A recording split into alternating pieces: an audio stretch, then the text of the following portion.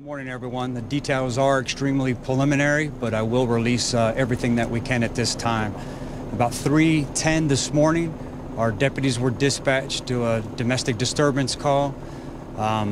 Deputies Danette Brennan, she's been serving since 2014. She's 31 years of age. And Deputy Josh Barrios, serving since 2015. He's 27 years old, responded on scene. The call was about an estranged husband that the wife found inside her house as she arrived home. He had already left the house. The two deputies located him next door in the yard of the neighbor's residence. Under the concealment of darkness, they could see, though, that he had objects in each of his hand. They began telling him to please drop the objects. One he threw across the fence. We later identified that as a can of beer and a koozie. The other one they could see that was a silver object. They began giving commands to drop it. As time passed, they were able to recognize it as being a small firearm. They told him, drop the gun, drop the gun, drop the gun. He raised the firearm. They still continued to instruct him to drop the firearm. At some point during the interaction and them telling him to drop the gun, he turns towards them, pointing the gun at them in fear for their life. Unfortunately, the only option they had was to fire at the estranged husband, striking him multiple times, and he did expire at the scene as a result of his injuries. One of the deputies, Joshua Barrios, does have a prior use of deadly force, and that was in June of 2016. The estranged husband, whose name I am not able to release at this point, does have a criminal history out of the state of Texas for armed robbery and multiple white-collar offenses. Did you say Uzi? No, ma'am. No, ma'am. A small silver firearm. Yes. Subcompact firearm. Yes. Were any deputies hurt? Thank you for asking.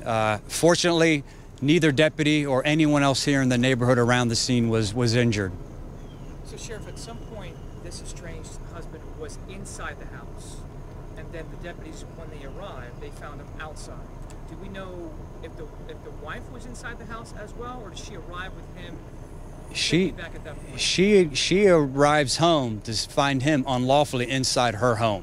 That's why she picked up the phone and called for a deputy sheriff. Was there a confrontation at that point, or did he leave within a couple of seconds? We're still working through that now as we interview her, but obviously there was something that happened. At some point, he decided to walk away and goes next door, and that's where the deputies located him. Have you all been out to this home before for a previous investigation? We have no record of any type of calls for service in regards to domestic violence here at this residence, no. Was there anybody else in the house? Because we saw two females being taken.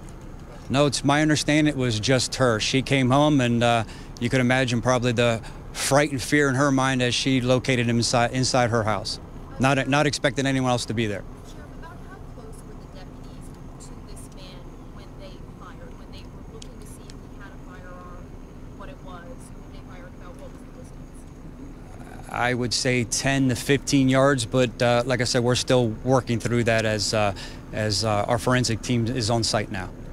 This happening a little after 3 a.m., so complete darkness? Or? Correct. No, it was completely dark. It might take some time to know if this estranged husband was drunk, but is this potentially fueled by alcoholic rage? The fact that he has a beer, he throws it at the deputies before he raises the gun. Any indications he was intoxicated?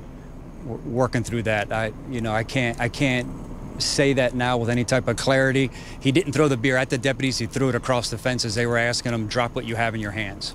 And Sheriff, just to be clear, did your teams find that firearm after they shot the suspect? Absolutely no. We have the firearm. It's still where he dropped it. How's the wife? Also, do we know if he shot at the deputies, or they took the first shot? Preliminary details now are that he wasn't able to get a shot off, so luckily they were able to address him before he was able to fire a shot. And the wife, how'd she go? Extremely distraught, as anyone could imagine, as this would play out, but luckily safe and sound.